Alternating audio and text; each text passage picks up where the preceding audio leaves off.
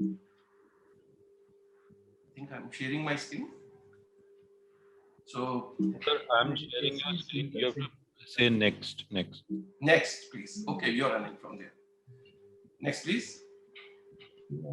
So, the optimal medical treatment is in coronary artery disease manifests as stable angina pectoris, that is, the modern name is the chronic coronary syndrome or acute coronary syndrome, which is often being treated with the help of percutaneous coronary interventions or CPG. However, concomitant use of optimal medical therapy remain essential for these patients. Optimal medical therapy not only improves outcome in these patients, but it is very, very important in making the choice of whether one should go for percutaneous or surgical revascularization. Rather, this is more important to choose optimal medical therapy optimally rather than the more stress should be on this part rather than on the interventional part. Advances in technology of invasive procedures historically when have been compared always with the standard medical therapy available at that time. Next, please. So the comparative studies helped to establish the safety and efficacy of the newer treatment modalities, but also led to several fundamental misconceptions. Studies comparing intervention and medical therapies plus medical therapies were always compared with OMT alone. But when the result came, the superiority of these invasive therapies along with OMT was only shared with the invasive part of the therapy rather than OMT was not given. The optimal medical therapy was never given its due credit. So this perception may have contributed to slow or delayed uptake of this concept of optimal medical therapy, as well as this has been looked at with some disdain that probably using optimal medical therapy and not using the invasive arm is something not good. What constitutes optimal medical therapy now was not that which was used in clinical trials a few decades ago. OMT has also evolved as the coronary visualization procedure. Please click one more. So OMT is an evolving entity. Next, please. It's a moving target. Defining what constitutes its remain challenging, as Dr. Chalia was telling. Basically, as of now, optimal medical therapy is defined as one or two anti-angina drugs as necessary, along with drugs for secondary prevention of cardiovascular disease. And all patients, whether they are stable patients or acute coronary syndrome, should receive this optimal medical therapy unless contraindicated or not tolerated by them. Next, please. So, what is the aim of pharmacological management of through optimal medical therapy is there are two aims that has to be clearly distinguished. One, to obtain the relief of symptoms and to prevent the cardiovascular event. Click please. So, relief of anginal symptoms that is needed for immediate treatment or prevention of the angina. Rapidly acting formulations like what we have been using, sorbitrate or nitroglycerins or long-acting one, are providing immediate relief of angina once the episode has started or symptoms is expected before any work. To prevent the recurrence of cardiovascular events like MI or death, we have to focus primarily on reducing the incidence of acute thrombotic events or development of ventricular function. And these aims are achieved by pharmacological or lifestyle interventions like reducing the plaque progressions or stabilizing plaque or preventing thrombosis. Next, please. So the primary target, that is the angina relief, is achieved through the first line therapy, that is short acting nitrate plus. That is the first step. Along with that, one can add beta blocker or calcium channel blocker depending upon the patient's heart rate, up titrating the doses, and then can consider adding on top of beta blocker, one can add the calcium channel blocker, specifically the verapamil or diltiazem like medicines to reach the heart rate control target. And once it has been, still it is not there, then one can add the second line drugs, that is the newer ones like ivabradine, long-acting nitrates, nicorandil, ranolazine or trimetazidine. So this was to just control the angina. But the second and the more important is to prevent the event. That involves the use of aspirin, antiplatelets, dual antiplatelets, statins, and to prevent the LV dysfunction to set in, we may need, or to prevent the endothelial dysfunction to set in, we need the ACE inhibitor or ARBs. And along with that, angiography plus minus invasive therapies can be considered. Next, please. So here the standard therapy, how to build up is that the first is to prevent the angina. We are building up with the, can you click this one? Next, please. Yeah. So standard therapy will be that. Yeah, standard therapy will be that there will be a beta blocker or a calcium channel blocker. That will be the first step in any patients of chronic stable angina you are going to build up. And then if heart rate target is not achieved, then one has to add the diltiazem or maybe the verapamil to achieve the target heart rate. If still patient is not angina free, one can consider adding the sorbitrate, like long-acting nitrate, or the third line drug subsequently. The nicorandil, ranolazine, or trimetazidine being the part of the third line drugs. Next, please. So, antiplatelet drugs in CCS, one may start with the low dose aspirin to prevent the event. These are the most important therapy to prevent the event. So, low dose aspirin in the dose of 75 to 100 milligram per day, with or without myocardial infarction, or along with that, oral P2Y2 inhibitors can be added. DOPT in combination with the aspirin after PCS. For CCS, we are using up to the 6 months post PCI. And if patient is having high risk of bleeding, a consideration for just 1 month of therapy can be given for post PCI patient. But greater than 1 year after PCI, if it is given, it may decrease, although it may decrease the risk of stent thrombosis, but increases the risk of bleeding. While in atrial fibrillation, in chronic coronary syndromes, the newer oral anticoagulant are performing better than the warfarin, like the Apixaban, Dabigatran, or Ibroxaban can be given in their optimal doses. Next, please. So, antithermatic therapies in acute coronary syndromes, the after loading dose of aspirin indefinitely, the DAPT low dose aspirin has to be used indefinitely, while a DAPT may be used for primary PCI for 12 months. A patient has been subjected to fibrinolysis but not undergoing for the invasive therapies. One may recommend only from 1 month to up to 12 months. And these are debatable, and the with the newer generation of stents, the duration of dual antiplatelet therapies is being shortened, and anything in between one month to 12 months, depending upon the bleeding risk as well as the anatomical risk profile, can be taken care of by the thoughtful physician. Fibrinolysis with the subsequent PCI. If we are doing, you have thrombolized the patient as well as offering the PCI therapy, then you need to continue the dual antiplatelet therapy for almost 12 months. Maybe if more than 1 year, there is also no formal recommendation for the use of aspirin on clopidogrel or aspirin plus prasugrel, but ASA with ticagrelor might be used for more than 1 year, up to 3 years. Next, please. So, if a AF patient is undergoing PCI for ST elevation or non-ST elevation MI, the default strategy will be to use the a triple therapy in the form of newer oral anticoagulant plus dual antiplatelet therapy, any of aspirin plus P2Y2 inhibitors like clopidogrel or ticagrelor or prasugrel.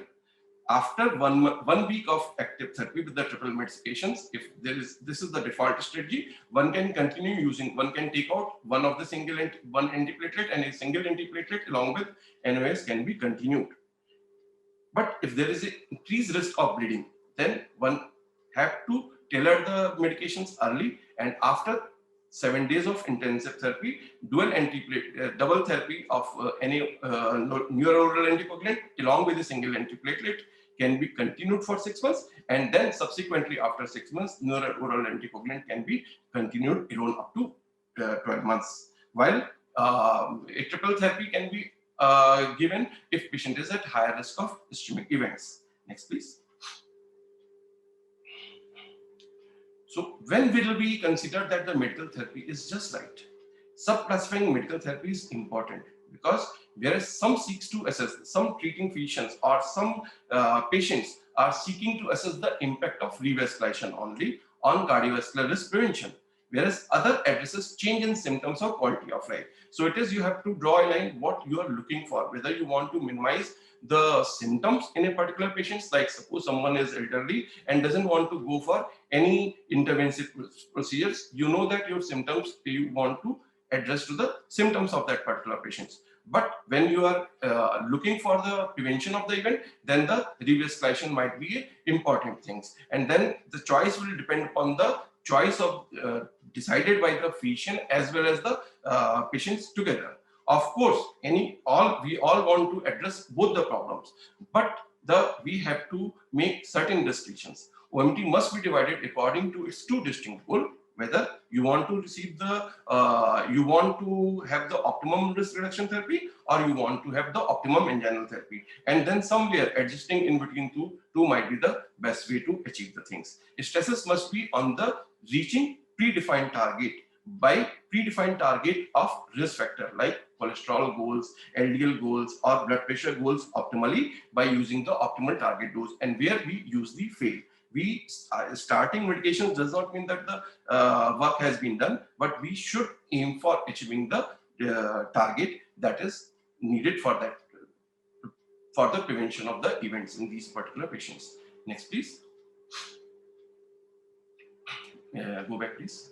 So OMT for the stable CAD, like in the patients with chronic coronary syndromes, is recommended is the initial choice for all stable angina pectoris patients, especially if they are having low ischemic burden on stress tests.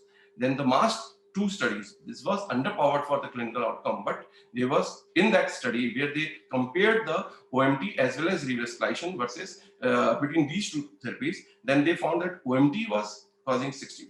On follow-up, they found that at 10 years, there was a OMT was able to have event were 69%, while the CBG was having approximately to the tune of 75%. So the difference was despite increase in the rate of MI and repeat revascularization in PCI and OMT groups. So survival was not affected. Basically, the invasive procedures have not affected the survival. They are just providing you the reducing the repeat revascularization or reducing the rate of reducing the chances of angina, but survival is not being affected. So the fear that if I'm using OMT and then I'm doing something inferior in terms of increase affecting the survival is should not be there. Next, please. In the Courage landmark trial, which was another trial that randomized more than 2,300 patients with 1, 2, or 3 vessels disease with left-hand involvement to OMT or to the optimal medical therapy versus optical medical therapy and PCI, and that made lots of news. No significant difference was observed in the composite endpoint of death or non-fatal MI at almost 5 years of follow-up. Both groups were also equal in terms of freedom from angina. In its nuclear study, however, the reduction in ischemic myocardium was greater in the those who were subjected to interventional therapy. Next, please. In a meta-analysis of 8 randomized clinical trials involving more than 7,300 patients comparing initial coronary stem implantation versus optimal medical therapy over a follow-up of 5 years, found no difference in mortality, non-fatal MI, or persistent angina. However, CABG confirms a better survival benefit in these patients with unprotected left main. Next, please. Therefore, it is appropriate to treat patients with stable CAD with optimal medical therapy, and the indication for respiration would be only to either persistence of symptom despite optimal medical therapy or improvement of prognosis. That is the improvement if LV dysfunction is going down because of the hibernating myocardium or the LV dysfunction is setting in, then they may be offered the invasive therapy. However, prior to respiration, patients must be ensured that they are receiving optimal medical therapy. And revascularization and OMT, the optimal medical therapy should be seen as complementary rather than competitive treatment studies, and where we start feeling. Next, please. So there is, for acute coronary syndrome, as we know, aspirin and statins are needed for the substantial reduction. For the risk factor, DAPT comprising both dual antiplatelets, aspirin as well as the prasugrel or clopidogrel might be considered, and then subsequently aspirin alone may be. Okay. If DAPT is being tolerated, it should be continued for 12 months. AC inhibitor as well as mineralocorticoid receptors like eplerenone or eldectone are needed for post coronary syndrome patients with evidence of LV systolic dysfunction. Rather, AC inhibitors may be continued for the endothelial function promotion, and the beta blockers are recommended if there is a patient recommended in almost all patients unless patient is in cardiogenic shock or decompensated heart failure. Next, please. So in post-revascularization, progression of atherosclerosis continues even after revascularization, and that has to be understood. And when this optimal medical therapy may give you benefit by producing or preventing the progression of the proximal diseases or the progression of coronary diseases in other vascular blood. Hence, optimal medical therapy is absolutely essential and complementary to revascularization, although it remains underused. Just it's a 2 slides more. In Euroheart survey, a sizable proportion of patients with chronic stable angina managed medically or invasively were not on optimal medical therapy, and that was associated with poor outcome. So, as I was telling, it remains underused. Next, please. So, in the most of the trial, you can see that the optimal medical therapy has been used. Like even in the Syntax trial, it was being used only in the 41% at the time of discharge, and only 33% patients were taking it, receiving it after 5 years. So all the components of OMT are important for reducing the adverse outcome irrespective of the revascularization strategies. Next, please. Therefore, it is essential that post-revascularization patients should continue to use AMT. For patients adherent to both AMT, both after revascularization offers similar outcome, whereas patient non-adherent to OMT, optimal medical therapy, CABG might be a better outcome, and that's why it is important to consider whether a person is going to adhere to the therapy or not. Next, please. Improving adherence with the therapy. It is well known that adherence is important, although with the chronic disease, there might be problems in adhering to the therapy. So important to address the patient-specific issue and trying to solve them. The uncomfortable truth remains that we are poor at attaining the optimal target dose for medication. Therefore, without proactive drug initiations and aggressive up-titration, we may be under-treating our patients and may never achieve the goal of optimal medical therapy. Next, please. So most of the post-ACS patients and post-revascularization patients are eventually followed up by the general practitioners. Therefore, it is important to convey the importance of optimal medical therapy to our clinical community, and long-term therapy is mandatory even after the complete revascularization. And getting medical therapy just right for clinicians require community consensus, but for individual patient, it requires effort to initiate, review, up-titrate, and repeat the therapy again and again. Programs such as this may help to improve the OMT prescriptions as well as the patient's compliance. To conclude, next please. OMT for the vast majority of patients should include an antiplatelet agent, a lipid-lowering drugs for all patients, beta blocker, as well as any AC inhibitors. And along with drug, one must also address the cardiac risk factor and lifestyle management. Next, please. The last slide. So it is recommended as the initial choice for patients with chronic coronary syndrome as well as for the acute coronary syndromes. And for the institution of OMT is an intensive and iterative process where one has to have patients in which drugs need to be initiated, reviewed again and again, up-titrated to meet the treatment targets and to reach the ultimate desired goal of our patient's well-being. Thanks a lot. Next, please.